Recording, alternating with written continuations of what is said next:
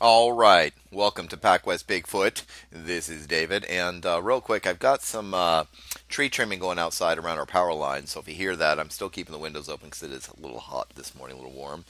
Also, I'm suffering from a little bit of hay fever, so please forgive me. And real quick, if you love that Sasquatch coffee, get over to squatchcoffee.com. Grab some from Gunner over there, and don't forget, Gunner and them are also running a pretty cool little premium show on Monster X Radio. They've actually got four shows wrapped into one program over there, and it's great. So you can get over there and check that out.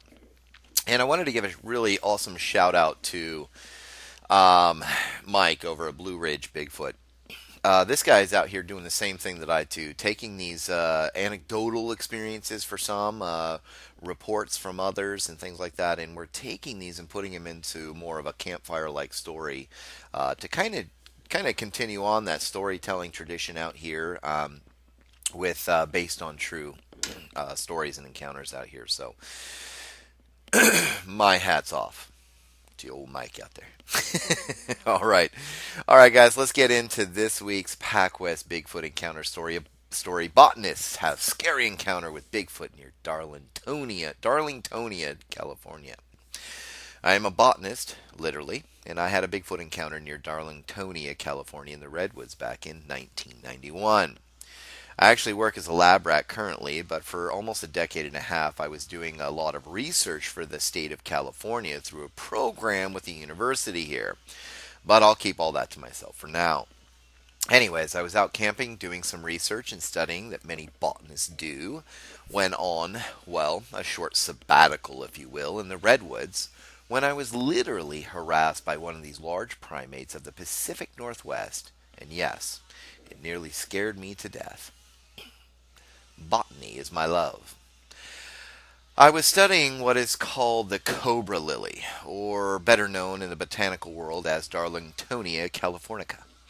This plant is a species of carnivorous plant, the sole member of the genus Darlingtonia in the family of Saransaceae. It is a native to Northern California and Oregon, growing in bogs and seeps with running water. This plant is designated as uncommon due to its rarity in the field, by the way. I had wanted to find out why this plant was so rare, and the fact that it was a carnivorous plant made it even more appealing to me personally. Unfortunately, that was not the only carnivorous thing in the woods of the Pacific Northwest. And I'm not talking about mountain lions. Those I can handle. But Bigfoot? No. They are dangerous, wild, and I believe extremely unpredictable. I was doing some studies, like I said, and this was going to be a 2 week long sabbatical, so I would be camping for a while up outside of Darlingtonia, about 4 to 5 miles out of town, near a pretty little bog surrounded by the tallest trees in the world, the redwoods. Another love of mine in the world of botany, by the way. So I would be camping in the middle of almost nowhere with a small trailer, literally a tin can with two little windows, that I hauled up there with a small pickup truck I owned. This was not my first trip or time in the field. Actually, I'd been out numerous times by that point, once out of country. I spent 3 weeks in Australia studying some pretty wild plants out there the year before. But this was not my first trip up this way either, nor was it the first time in the woods by myself. My love of botany has had me all over the Pacific Northwest, from the Olympic Peninsula to the high Cascades of Oregon and the Sierra Nevadas of the Northern California area. I love my job. I love being outdoors, but there is something out here I never expected to be out here, and it is not all that nice. Personally, like I mentioned before, I don't think they can be trusted. I think they're wild and unpredictable, and here's why. What is that smell? The events would span a few nights or so during the first week I was there. Matter of fact, just about all week. And ending with a very scary few minutes for me. But before that, everything was perfect. That first day was all set up and paperwork, but I did get some time to get some research started, and my space for the next long couple of weeks set up too. Making myself home in the woods was pretty easy by this point in my research career. It was to be beautiful. It was to be beautiful the first week. At least that was the weather forecast told to me via my boss or professor in the Weather Channel before I left. In 1991, we did not have all the technology we have today, so I had to make the best of every situation and every day. But I did have a very bulky laptop type of PC at the time to transcribe notes from the field to when I was done each day. That first day I arrived early. It was nearly morning still when I found the perfect spot to set up home for the next couple weeks.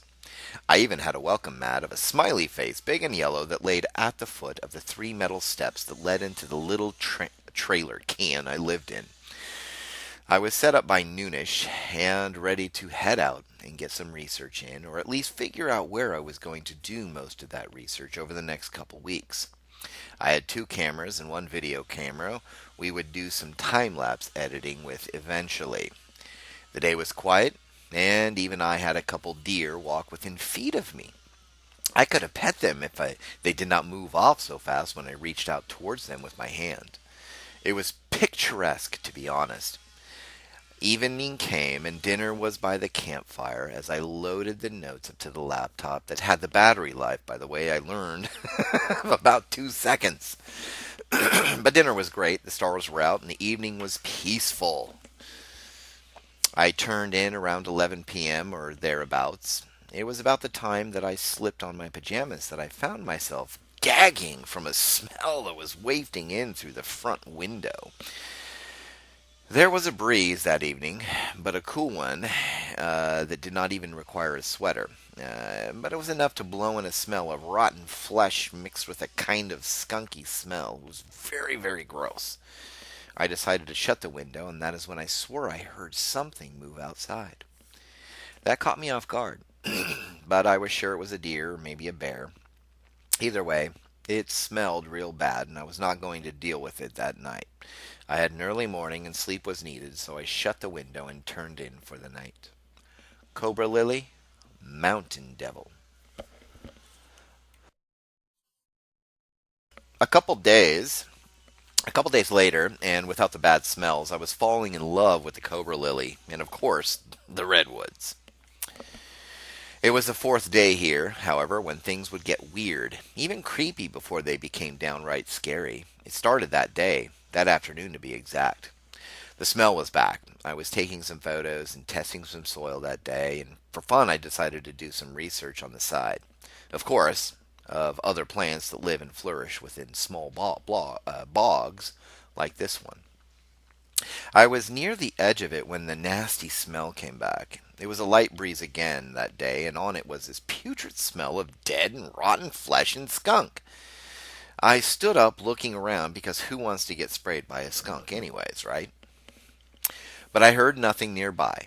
However, while scanning the edge of the forest, my eyes locked on something out of place and unusual. It looked like someone, like shadow standing there, half behind a tree. They, or whatever, did not move a single inch. So I figured it was just brush that I was looking at, that looked like the silhouette of a person, perhaps. Just so you know, the wind came from that direction, though, and later I would come to believe that it was the Bigfoot I'd see later.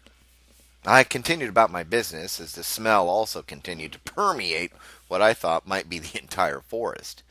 It was that strong.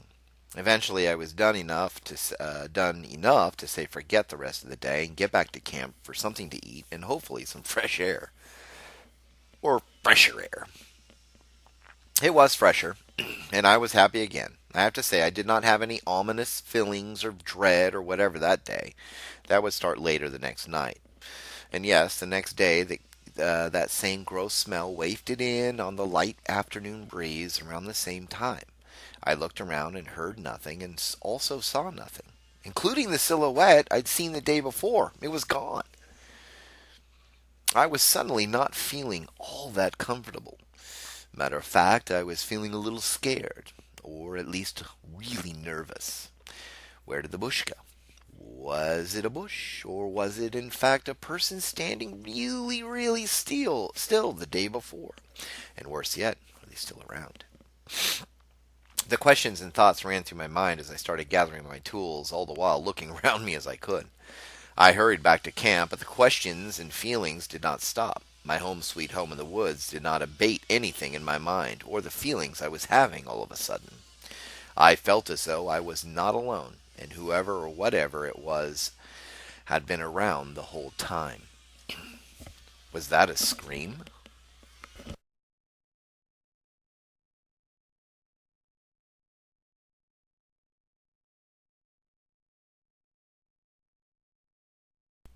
Sorry about that. I'm back. I tried to relax, and I sort of made headway with that after dinner. I turned on the ghetto blaster we called a portable boom boxes back then, and listened to some Huey Lewis in the news, low, then started reading by the campfire. It was about an hour after dark when I heard screaming coming from deep in the woods. It was pretty far away, to be honest, just loud enough to make out at first. Whatever it was let out screams that seemed to last 20 or more seconds at a time, and would end abruptly only to start up again. This all lasted for about 5 minutes or so, and with each scream, however, or holler, it seemed to be moving closer, and I was getting more and more freaked out. Finally, by the time I could clearly hear whatever it was screaming, it stopped. A part of me was trying to convince myself it was a fox or maybe a mountain lion, but another part of me that I was trying to ignore, to be honest, was saying, "Run, run for your life." It was a very odd scream, and after the smell and the weird silhouette that seemed to disappear, well, I should have just left that evening, but I did not. I guess you could say the scientist came out in me and my curiosity, so instead, I stayed. Later that night, it was as if something bumped the trailer. I was sleeping and thought it was part of my dream, but something did in fact bump the trailer. As I woke, I could not tell if it was real or not at first, however. So after a few more minutes, I fell back asleep, and the rest of the night was peaceful, I recall. But the next night, well, here's what happened, and I remember it like it was last night. Gotta run. Now, I let it all go, and I mean the events of the night before. I let it all go and made up some scientific reasoning for the screaming and the shadow play in the woods earlier that week and the night before. The next day, I was starting fresh in my mind and heart and getting back to work. The day was actually peaceful, focused, and I accomplished a lot. I wrapped up my day with a little poke around deeper into the bog and beyond, and it was getting late, I would say around 5 or 6 p.m. I ended up by a small creek then, a seasonal one apparently, as there was no real moving water in it, I remember, just pools here and there broken up by dirt and a rock-laden bottom now exposed to the elements. I don't know exactly what it was. By the time I hit a certain part of the creek, I felt, well, a sense of dread and fear all of a sudden came over me rather quickly, and I almost fell over. It was so overwhelming. I stopped for a second, looked around me, and there it was again, the shadow in the woods, standing there. Only this time, it moved. It took off like the Flash, you know, that superhero guy in the television show and comic books. Yeah, just like that.